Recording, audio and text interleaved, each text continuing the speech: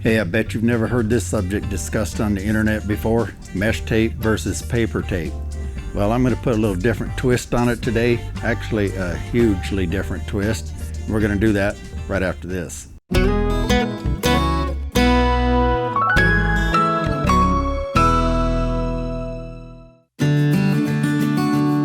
Hey, thanks for stopping by my channel here at That Kilted Guy videos here on YouTube and our internet website at thatkiltedguy.com. And today we're going to discuss the topic that's been brought up a lot. I've put out a video about it, but we're going to go in a little bit different direction today on the topic of mesh tape versus paper tape. Okay, you might be thinking this is a topic that's been beat to death, and it kind of has. That's why I'm going to take this in a little bit different direction today. Hey, I also like to take just a second to say thank you to all the veterans out there and all of the active duty service members currently serving.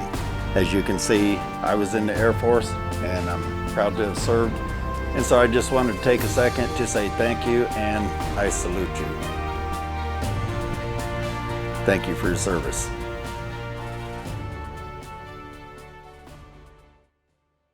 The reason it's such a hot topic out there is because there is a lot of cases where people have failures of mesh tape especially, but also a lot of failures of paper tape. And so I'm sure you might have seen some of the other channels discussing it, and the guys that know what they're doing, they're going to give you some good information about it, as I did on my other video. But what I'm going to do is something unique that I haven't seen done anywhere. In my next video that I'm going to put out that's going to follow this video, we're going to test mesh tape, paper tape, and we're going to throw in the mix fibofuse, and we're going to test them all. What we're going to do is I've come up with 7 different tests to do, and I'm going to list them on the screen here in a minute, and I'm going to talk about them. And so what the premise of my test is we're going to test paper tape, mesh tape, and fibofuse, and we're going to test each one of them with hot mud and all-purpose green label taping mud. And it's actually just all-purpose, but we use it for taping a lot. So we're basically going to take, say, the paper tape, and we're going to test it with the all-purpose mud and the hot mud in 7 different ways. And here's the ways we're going to do that. Okay, I don't really proclaim to be a scientist or anything, but I do have some scientific knowledge. I am kind of a mechanically inclined person. Like, I've taken it and built this car here from the yellow car all the way through the stages here to this final stage that you see here. And yes, that is my paint job. And I've also been the author of a book about biodiesel, made it into all the bookstores. I manufactured the equipment to make biodiesel for several years, and in that time we sold one to the Air Force Academy, we installed one in the Chicago Museum of Science and Industry, shipped them overseas, and so on. And I also graduated from the Air Force training for electronic warfare at the top of my class, and I spent 2 years on active duty and 5 years in the Guard doing that. I'm just going to use that knowledge and try and come up with some tests here that I think will be mostly fun. Basically, I came up with doing a flex test where I fasten one side down and bend the other side up and see how much it'll flex before it comes loose or tears, etc. And then I thought, well, you know, a lot of sheetrock cracks from vibration, so I decided to do a vibration test. And then we're going to do a tape lift test, because I've seen a lot of tape just pull loose from the drywall, so I want to see which ones stick the best. And of course, water is the enemy of drywall, mud, and joint tape, so we're going to test the wet tape lift. And that's where, like, you get a lot of moisture in your room or maybe a minor leak, how easily it's going to pull up. And then a joint shear strength. So what I'm going to do there is take some of these samples where I have 2 pieces taped and connected together, and then I'm going to hang them vertically. So I'm going to clamp it on the top side, and then I'm going to clamp it on the bottom side and attach a scale. and I have a scale that I can pull down with up to 2,000 pounds of pressure, and it will read it.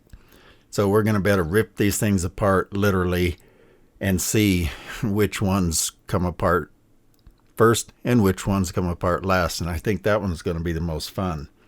Then I'm also going to test the tape strength by wrapping the tape. Basically, I'm going to clamp it so that I can just let the tape hang, and then clamp it again on the bottom and pull down and see how much force it takes to tear that apart.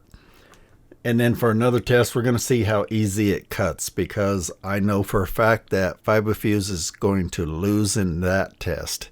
It's a great product, but it cuts really easy. So we're going to demonstrate how easily they cut with like a mud knife when you're taping. Then I've got a couple of other tests I came up with, and those are kind of a secret, so you're going to have to watch the video to see those. Now I can tell you I've started these tests already, and there was a test that happened that shocked me, and it's going to change the way I do drywall in the future, so you definitely want to watch this. And I think it's going to be a lot of fun. I think you guys will get a kick out of it. Be sure and subscribe and click the bell icon, and that way as soon as I put it out, you'll get notified of it. But I'm also doing a little contest that you might want to be part of. You can have some bragging rights here. If you look in the description down below, we're going to do a little contest where you can pick the winners of all 7 tests that we're going to do. And if whoever gets the most right answers of all those, there's going to be some prizes given out for that, such as I'm going to give out some Amazon gift certificates. So check out the description down below. You'll see the information on that contest, how to go find out about it, and see if you want to participate in that. Could be a lot of fun, bragging rights to your friends. And hey, I think we're all going to learn something, even me. Now, I'm going to tell you some more about mesh tape before we go, so stick around. So what I want to tell you is about my experience with mesh tape. And honestly, I probably got more experience with mesh tape than probably 99.9% of drywallers out there. And that's not because I'm some genius or anything like that. It's just because, let me tell you my history of being in drywall so that you understand where I'm coming from. My family did this. I had multiple uncles. At one time I had 4 uncles, and then my dad, so he had a family of 5 brothers. At one time they all did drywall. A few of them went off in different ways, but this runs in the family. So I was on a job site when I was 8 years old, walking on a pair of stilts because I wasn't tall enough at the time to reach the nails that were this high. I used to go work for my dad every day after school when I was in high school. But even before that, I think I was as young as about 14 when I first started hanging sheetrock with him in the summertime. Every summer he'd take me on the job sites and I'd do something.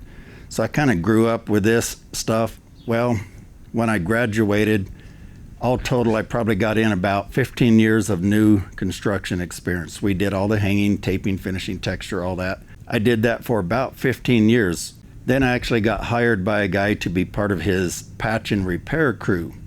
And I found it to be a unique challenge. Honestly, I thought I was hot shit. I had 15 years in drywall, and I knew how to tape and finish and float butts and all that stuff pretty good. I pushed tools, did a lot of hand finishing. We ran a full set of Ames tools like you see here for those of you that don't know what those are. Well, I started using mesh tape when I did that, and I didn't really even know about the controversy. It just seemed like the logical thing, and that's what the guys I was working with were using. Fairly soon after starting the patch and repair side, I actually read the label on some mesh tape, and on the package it said that you should use hot mud, fast setting joint compound. For those of you that don't know what that is, we drywallers often refer to fast setting mud as hot mud. So on the package, as you can see here, it says you should use hot mud. And the reason is if you don't, you can end up with cracks. Well, I started using hot mud right off the bat and never looked back. And I ended up opening my own business of Mr Patch Drywall, and I've done that for about 15 years on my own. And so in that time, I specialized in drywall repairs. I did almost exclusively small jobs and drywall repairs. About 90% of my work was that. I did some painting, some tile and that. But over the years, I probably have strung out 500 to 1,000 rolls of mesh tape. And that's one reason I own this thing. It's a speed thing. I do enough of it that I have 2 of these in case one breaks, or I got a couple guys doing it. We don't do new construction with mesh tape, and we don't do bigger jobs. But I do some jobs where there might be 15, 20, 30 repairs on it. So this thing's really handy, because if you haven't seen me use this before, you pull it out, cut it off. It's a speed thing. So over the years, I put on so much mesh tape with hot mud, and I just never get callbacks. If you go look me up on the internet, look up Mr. Patch Drywall, you'll see on Google, Facebook, Angie's List, and so on, that I'm rated really highly because I do top of the line work. And I wouldn't get rated that way if I had failures with the mesh tape. Now, let me tell you another story. Over the years, I've heard people say, oh, you don't need to use hot mud. That's BS. You can do it with all-purpose. And I still see that. I still see some of you guys saying that. I see some of you saying, I've been using regular all-purpose over mesh tape, and as far as I know, I haven't had any problems. Well, I'm going to guarantee you have. You just don't know about it. And the reason I'm going to say that is, one time I listened to those stories so much, I decided on this one job I was going to use a lot of mesh tape, and it was a remodel, but I probably had a whole roll of mesh tape to put on. So I strung it all out and I coated it with regular all-purpose mud, thinking, hey, everybody says it's okay. Came back the next morning, it was not good. I had at least 30 feet of cracks, just hairline cracks, but they were all over in the joints. I didn't have any angles on this job, so can't say how. I would never mesh tape an angle with hot mud, except maybe in a pinch or something. But I looked at it and decided, man, what am I going to do? I can't redo it.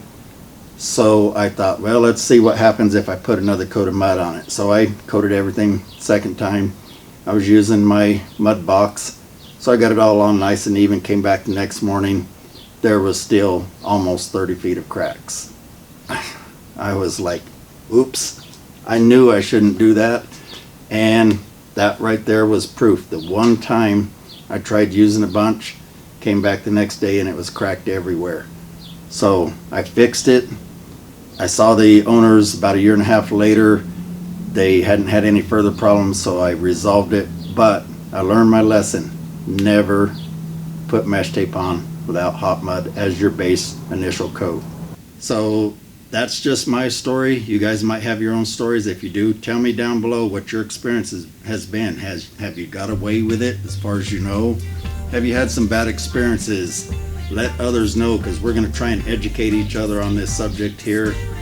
And tell us what you think about mesh tape. But be watching for that video we're putting out this weekend, and we're going to test the heck out of it and see what happens. And we'll see you then on that video.